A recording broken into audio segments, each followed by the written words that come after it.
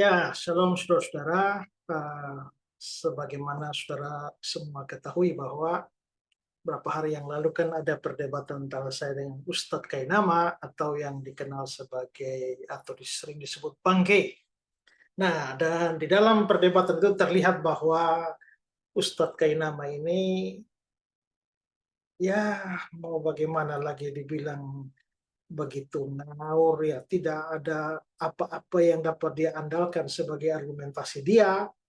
Ya, tapi syukurnya adalah bahwa walaupun perdebatan dengan Kainama itu uh, jauh dari harapan dan begitu cepat selesai, tapi ada acara tanya jawab di mana saya beroleh kesempatan untuk menjawab pertanyaan para penanya Muslim sekaligus beritakan Injil kepada mereka, dan secara khusus itu saya beritakan Injil kepada Kainama.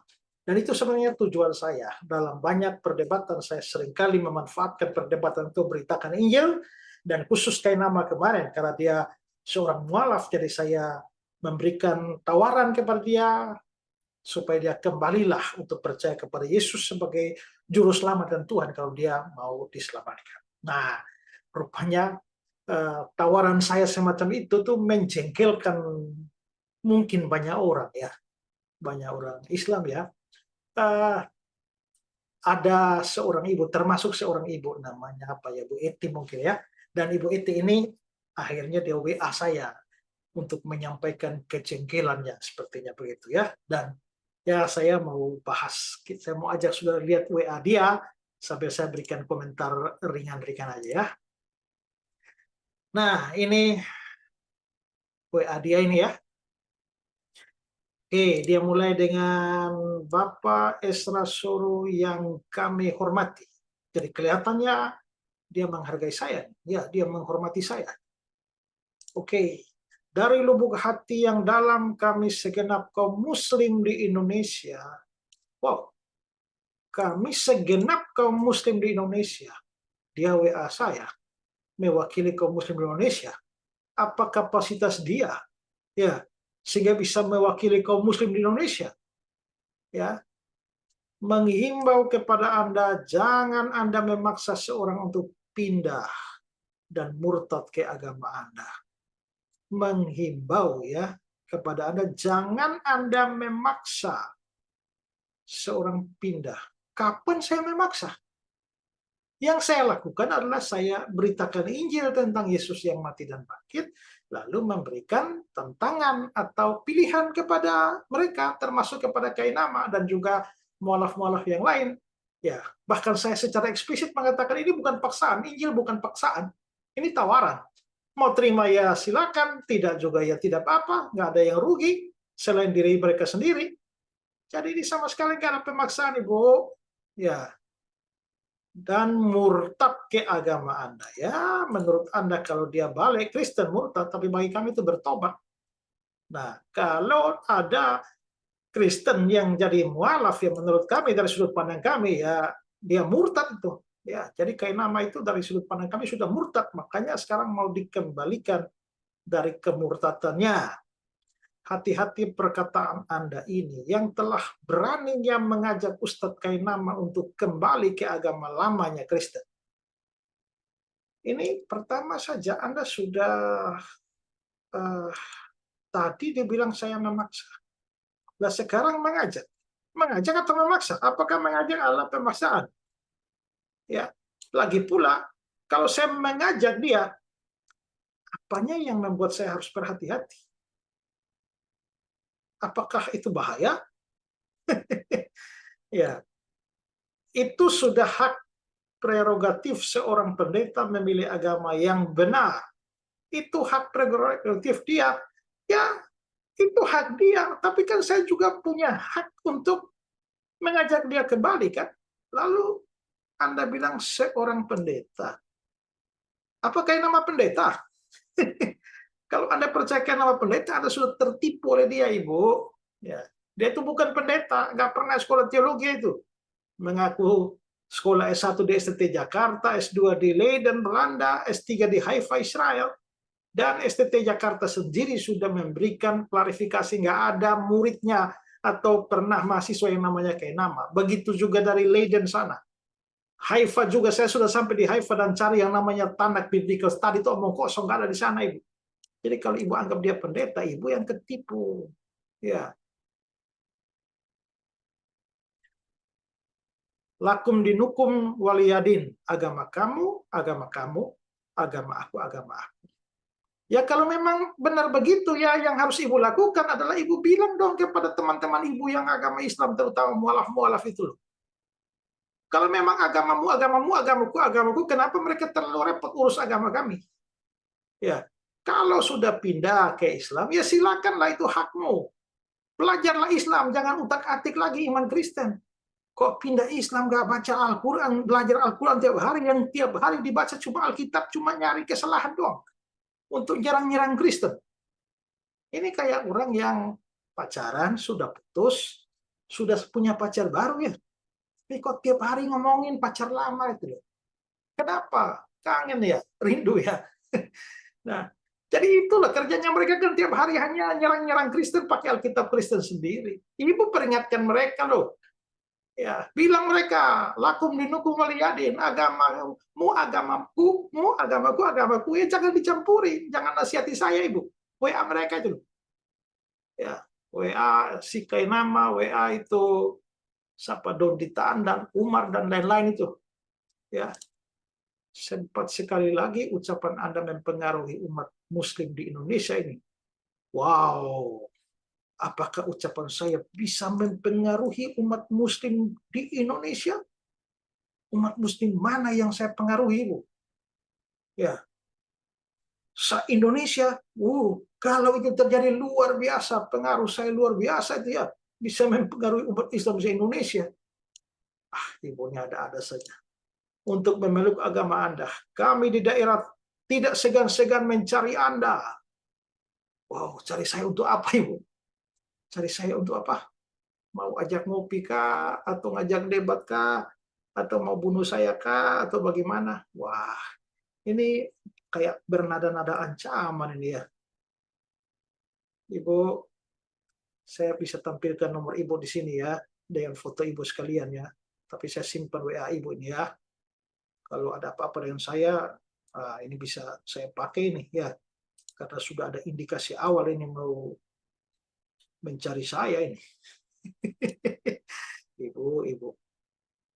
Kalau Anda ingin diakui pengikut Yesus atau Nabi Isa Al-Masih, lebih baik Anda bersyahadat Islam. Wah, Anda itu kalau mau menawar saya, Anda harus punya sesuatu yang lebih baik dari kekristenan. Kekristenan itu punya keyakinan, keselamatan, punya juru selamat, punya penebus orang berdosa seperti saya.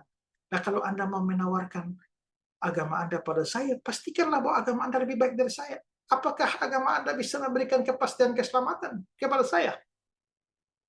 Haruskah saya membuang kepastian yang ada pada saya di dalam kekristenan ini, lalu menggantinya dengan mudah-mudahan kemungkinan besar? Semoga, insya Allah. Ibu, kalau Ibu saja belum pasti dengan keselamatan Ibu, jangan tawarkan sesuatu yang tidak pasti kepada saya.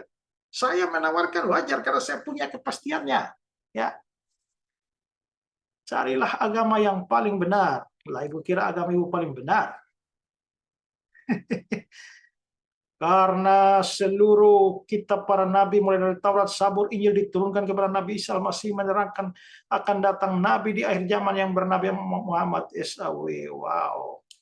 Nah, Ibu tahu dari mana? Ya, tidak ada di dalam Taurat, Mazmur, Injil itu tentang Nabi Muhammad. Kalian saja yang suka-suka mencari-cari, nggak tahu kenapa. Ya, suka membaca Alkitab kami lalu memaksa-maksakan Nabi kalian masuk dalam Alkitab kami loh. Ayat-ayat Alkitab kami diperkosa dan dipaksa untuk menyisipkan Nabimu masuk ke dalam Alkitab kami. Kalian nggak malu kah? Ya. Bahkan ada lagi yang begitu tololnya menggunakan Kidung Agung 5 ayat 16. Hanya karena di sana ada kata Mahmadim, ditarik, diulur, diurai sedemikian sampai Mahmadim menjadi Muhammad, lalu Ahmad, lalu Muhammad, lalu berkesimpulan bahwa Nabi kalian ada di dalam kitab Kidung Agung 5 ayat 16. Saya pikir-pikir lucu ya. Sekian lama kalian suka mengolok-olok kitab Kidung Agung sebagai kitab porno. Kok sekarang nggak malu? Mencari Nabi kalian di dalam kitab porno itu. Ya. Ada banyak baingau yang model kayak begitu, yang mualaf-mualaf tidak jelas, otak sepotong itu. Belajar Alkitab tidak benar, sampai jadi mualaf, lalu mulai memaksa-maksa Nabi, kalian masuk ke dalam Alkitab kami. Itu kayak si siapa itu juga itu. eh, Siapa itu yang kemarin bertanya itu waktu acara debat terakhir yang bilang Maria Magdalena, Ibu Yesus tuh. Bilang bahwa Anisa ada di dalam Injil Yohanes. Surat Anisa itu tentang Yesus tidak mati itu loh. Ada di dalam Injil Yohanes. Lucu amat itu loh. Kok suka sekali mencari pembenaran agama kalian di dalam kitab suci kami? Ya. Jadi omong kosong, ada nabimu di dalam Alkitab kami. Ya. Beliaulah nabi yang menyempurnakan kitab-kitab terdahulu. Dan Nabi Isa Al-Masih kelak di kiamat akan diturunkan Allah untuk melanjutkan syariat Nabi Muhammad. Bersetan dengan omongan teori omong kosong Anda ini. Membunuh Dajjal, Yajuj, Majus, dan orang kafir. Dan beliau akan diturunkan pangkatnya sebagai manusia biasa. Turunkan pangkatnya sebagai manusia biasa. Memang pangkatnya sebelumnya apa? Ya, bukan sebagai Tuhan di Kristen. Lah kalau dia bukan Tuhan, ya nggak perlu diturunkan pangkatnya. Ya, kalau bisa diturunkan artinya yang tadi bukan manusia biasa. Ibu ini ngomong nggak pakai otak ini. Ya, dan Nabi di kalangan umat Muslim karena fase kenabian Isa Al-Masih dan fase ketuhanannya sudah habis, masa akhirnya di akhir zaman. Wah, ketuhanan pakai fase. Ibu ini bikin lucu aja ya. Fase ketuhanan loh. Ya, Tuhan pakai periode ya Ibu ya. Apabila di dalam suatu Alkitab agama yang lain tidak ada menerangkan tanda-tanda Nabi Muhammad yang akan datang, maka kitab Anda, kitab agama itu karangan manusia, bukan wahyu mujizat dari Allah. Astaga, Ibu percaya diri banget loh ya. Memang nggak ada kok. Ya. Dan kalau memang Alkitab saya bukan firman Allahmu ya, nggak apa-apa loh. Ya, Alkitab itu firman Allah kami, bukan Allahmu. Ya. Dan orang yang tidak beriman selain kepada Nabi Muhammad berarti dia telah menjadi sesat dan nyata. Ya, itu kan omongan betul. Ya. Atau dalam Alkitab ciri-ciri domba yang tersesat. Paham itu Esra Soro? Ya, saya nggak paham otaknya Ibu, jalannya pikiran Ibu kok ya. Di Alkitab Matius pasal 25 itu bagi dua. Orang yang percaya Yesus itu disebut domba, orang tidak percaya Yesus itu disebut kambing. Ya. Jadi kami yang percaya Yesus itu adalah domba. Ya, kalau kalian yang tidak percaya Yesus kambing dulu. Hai pendeta, Anda berkuar-kuar kepada guru kami Ustadz Yahya Waluni dan Ustadz Kainama. Astagfirullah. Si Yahya Waluni dan Kainama kamu anggap guru. Sebodoh itu guru. Lah kalau gurunya aja bodoh kayak begitu, bagaimana dengan kalian muridnya? Pantas saja Ibu. Makanya Ibu ngomong dari atas tuh nggak jelas semua itu. Karena gurunya saja fatal, gurunya saja parah itu. Ya, mendingan Anda syahadat. Ibu, saya kan sudah bilang di atas toh ya. Ya, kalau Anda tidak punya sesuatu yang begitu spesial untuk ditawarkan pada saya, ya ngapain saya ikut? Dan aneh ya, bahwa sekarang Anda tawarkan saya mendingan Anda syahadat. Nah, kalau saya menawarkan kekristenan kepada Kainama, Anda marah. Dan merasa bahwa, wah itu marah-marah mau cari saya lagi. Ya, merasa bahwa saya melakukan sesuatu yang salah. Tapi waktu Anda menawarkan saya, mendingan Anda syahadat. Kok Anda nggak merasa salah? Kalau memang agamamu, agamaku, dan aku tidak boleh menawarkan kekristenan atau Yesus Kristus kepada Kainama, lalu mengapa Anda menawarkan saya untuk syahadat? Ya, supaya Anda menjadi pengikut Yesus yang sejati. Karena Yesus yang Anda sembah itu manusia, bukan Tuhan. Kami juga percaya dia manusia. Tapi dia manusia hasil jelmaan Tuhan. Tuhan jadi manusia, nggak ada yang mustahil. Manusia jadi Tuhan yang nggak bisa. Ya, jadi kalau kamu bilang Yesus manusia, kami juga percaya. Karena dia Tuhan, dia mengambil rupa manusia, hakikat manusia. Ya. dia adalah seorang nabi dan rasul. Kami juga percaya dia seorang nabi dan rasul waktu dia jadi datang ke dalam dunia. Ini dia nabi dan rasul karena dia memberitakan firman. Tapi dia bukan hanya nabi dan bukan hanya rasul, lebih daripada itu Tuhan Allah sendiri, Yahweh sendiri. Ya, dia juga sholat bersujud. Ya, itu tradisi Yahudi kan, kalian yang ikut Yahudi kan. Kan Yahudi lebih dulu dari kalian. Cara ibadahnya bukan bernyanyi di gereja, ibadahnya. Kamu nggak baca Alkitab ya? Yesus sendiri pernah nyanyi kok. Dan kalau karena di Baitul Maqdis dan Bethlehem tempat sholat bukan gereja. Ya karena itu kan agama Yahudi. Gereja kan belum muncul waktu itu. Belakangan kan sudah muncul gereja. Nah, itu agama Yahudi, itu mereka sholat tuh. Tapi kan kalian yang ikut Yahudi. Yesus agamanya Islam bukan Nasrani. Kamu ini ngomongnya bodoh ya. Ya, Yesus itu Islam. Lah, Islam itu muncul tahun berapa, Ibu? Ya, karena agama Nabi semuanya Islam. Ah, Islam muncul tahun berapa, Ibu? Sampai Nabi Adam pun Islam. Aduh, itulah yang saya bilang ya, waktu dia berdengkai nama itu loh. Alkitab kami ini itu bukan cuma wahyu Allah, tapi juga wahyu Allah menyejarah. Jadi ada bukti sejarahnya. Jadi ngomong itu bisa dibuktikan dari sisi sejarah. Lah kamu ini ngomong begini nih loh. Apa buktinya? Bukti sejarah apa yang kalian punya? Gak punya apa-apa, ngomong makin bodoh aja ya.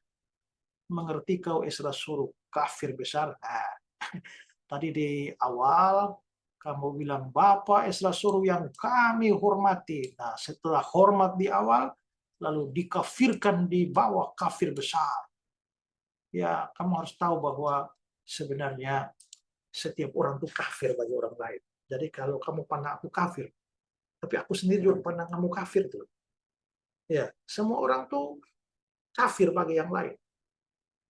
Ya, jadi ya ngapain marah-marah Ibu? Ya, sebelum Ibu marah-marah, saya mau tanya, kalau Ibu mati, Ibu yakin masuk surga nggak?